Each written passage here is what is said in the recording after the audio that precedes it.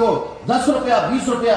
मैं अभी पीछे शायद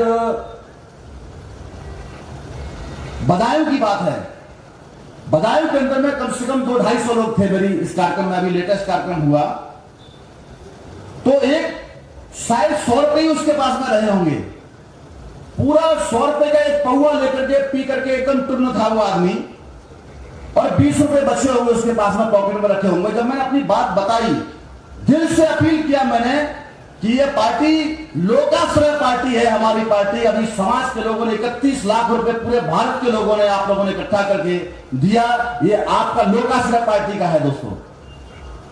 ये कोई टाटा बिरला अदानी अंबानी के खर्चे पर नहीं चलती है, उनके सहारे उनके इशारे पे काम करने का काम नहीं करती है। जैसे नरेंद्र मोदी जी आज चुनाव से पहले अडानी के चार्टर्ड प्लान से उड़ करके आप लोगों के बीच में जा रहे थे, जनता को संबोधित करने का काम कर रहे थे। सरकार बनाने के बाद में सारे देश की संपत्ति उनके नाम कर रहे हैं, एयरपोर्ट बेचने का काम कर रहे हैं, उनके नाम कर दिया, रेलवे स्टेशनों को बेच दिया, रेल की पटरियों को उनके नाम कर दिया, रेलगाड़ियां चल रही हैं अदानी के नाम से। सारे देश को जो जिसका सहारा लेता है उसका इशारा उसको मानना पड़ता है। बहुजन मुक्ति पार्टी बहुजन समाज मूल्यवासी समाज के सहारे से चल रही है, इसलिए मूल्यवासी समाज के इशारे पे काम करने वाले दोस्तों। इसलिए हमने कहा जनता की, जनता द्वारा जनता के लिए बनाई गई पार्टी ये आपकी अपनी पार्टी बहुजन मुक्ति पार्टी है। इसमें तमाम मूल्यवासियों का, SC ST OBC के लोगों का भविष्य उज्जवल है। आप लोग उसको मजबूत करिए, दूसरा कोई रास्ता नहीं है। बड़े बदलाव करने के लिए आपको ये विचार परिवर्तन समाज में करना होगा। ये विचार परिवर्तन के आधार पर जब समाज में परिवर्तन होगा, वही समाज परिवर्तन सत्ता परिवर्तन कर सकता है, और समाज परिवर्तन के आधार पर जब सत्ता परिवर्तन होगा तो वही टिकाऊ रूप से ये देश की व्यवस्था को बदलने का काम कर सकता है। बगैर समाज परिवर्तन के, विचार परिवर्तन के अगर सत्ता में परिवर्तन होगा तो वह उस मौसमी पौधे के समान होता है दोस्तों, जो मामूली से हवा के झोंके से जड़ से उखड़ जाता है। सबको लग रहा था उत्तर प्रदेश में 4-4 12 सरकार बन रही है, अभी कुछ होने वाला नहीं है। अब तो हो गया, हमारा काम कल्याण हो गया। अभी कहां है जो एक सीट नहीं बचा पा रहे हैं, उनसे लोकसभा जीतने की उम्मीद रखते हैं आप लोग? सिंगल सीट नहीं जो बचा पा रहे हैं।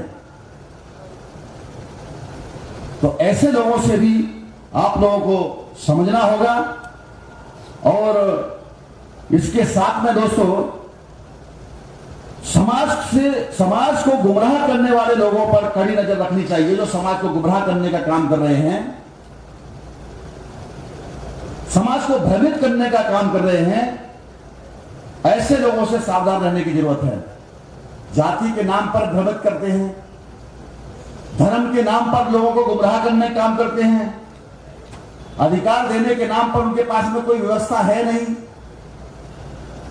तो ऐसे लोगों से सावधान रहने की जरूरत है। बाबा साहब अंबेडकर ने उस समय जो RTI बनाने का कंसेप्ट रखा था, उसके बहुत सारे टुकड़े टुकड़े करके करने का काम दुश्मनों ने किया। बहुजन मुक्ति पार्टी में भी सरकारी लेवल पर तोड़फोड़ करने का काम चल रहा है, बड़े पैमाने पर चल रहा है, मगर वो सफल नहीं हो पा रहे हैं। सारे के सारे लोग साइड में हो गए। ऐसे लोगों पर भी कड़ी नजर रखने की जरूरत है। वो भ्रम फैलाने का काम करते हैं। अभी इतना अधिवेशन हो गया, सारे शासन प्रशासन में हम खुद ही अनुशासित लोग हैं।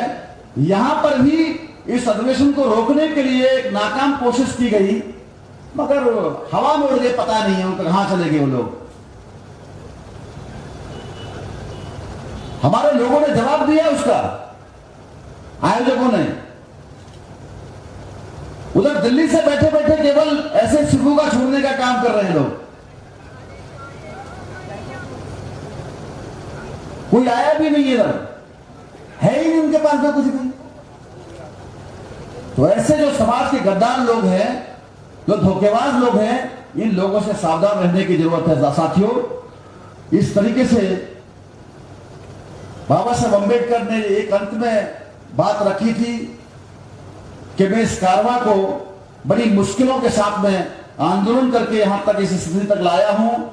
यदि मेरे समाज के लोग इस कारवां को आगे नहीं ले जा सकते हैं तो किसी भी परिस्थितियों में इसको पीछे नहीं जाने दें। वो उसको वहीं छोड़ के रखे जहां पर उन्होंने, अभी मैं यहां छोड़ के जा रहा हूं, अगर वो आगे बढ़ाने में सक्षम नहीं है तो पीछे भी नहीं जाने दें। दोस्तों, आप लोगों को फख्र होना चाहिए, जिन लोगों ने पीछे धकेलने का काम किया है अपने निजी स्वार्थ के लिए, बहुजन मुक्ति पार्टी ने उस मिशन को, उस कारवां को आगे ले जाने का काम किया है। वो पार्टी आज की तारीख में पूरे भारत के अंदर में हम लोगों ने सामाजिक लेवल पर भौगोलिक स्ट्रक्चर हमने खड़ा किया है और आने वाले चुनाव में इसका नतीजा आपको देखने को मिलेगा।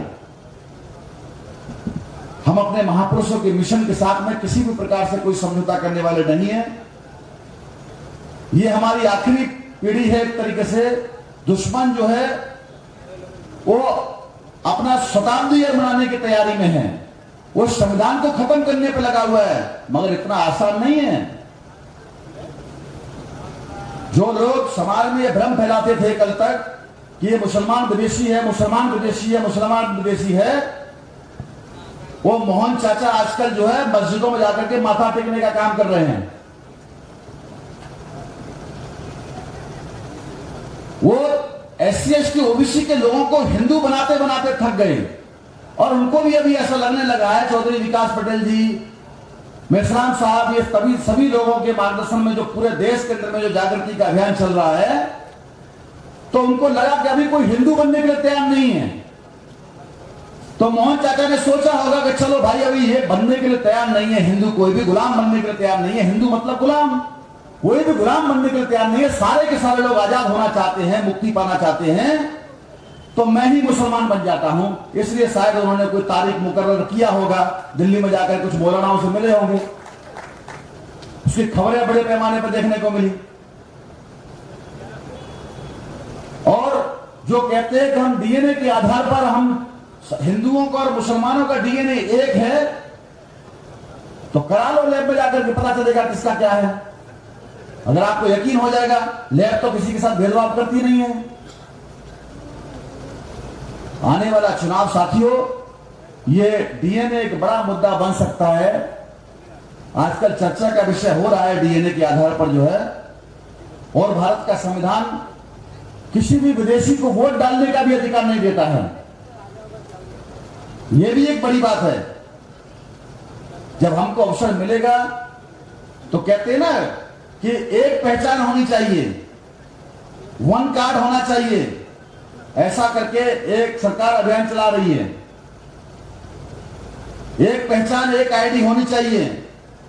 जब हमको अवसर मिलेगा साथियों, तो हम DNA कार्ड इशू करेंगे। वो DNA के आधार पर कौन देशी कौन विदेशी है वो तय होगा। अभी ज्यादा वक्त नहीं है, जल्दी ही सफलता और हमारे बीच में केवल समय का अंतर है। वो समय अभी नजदीक आने वाला है हमारा। हम लगातार जो अभियान हम कल से शुरू करने वाले हैं बूथ वर्ष के रूप में, वो बूथ वर्ष हम लोग घोषित कर रहे हैं। लगातार हम लोग गांव-गांव जाने वाले, हमारे सभी साथी। आप लोग नहीं जाएंगे तो भी हम आप हमको देख करके तो जाएंगे। जब हम गांव में जाने के लिए तैयार हैं तो आप लोग क्यों नहीं जाएंगे? असली भारत गांव में निवास करता है साथियों। ज्यादा समय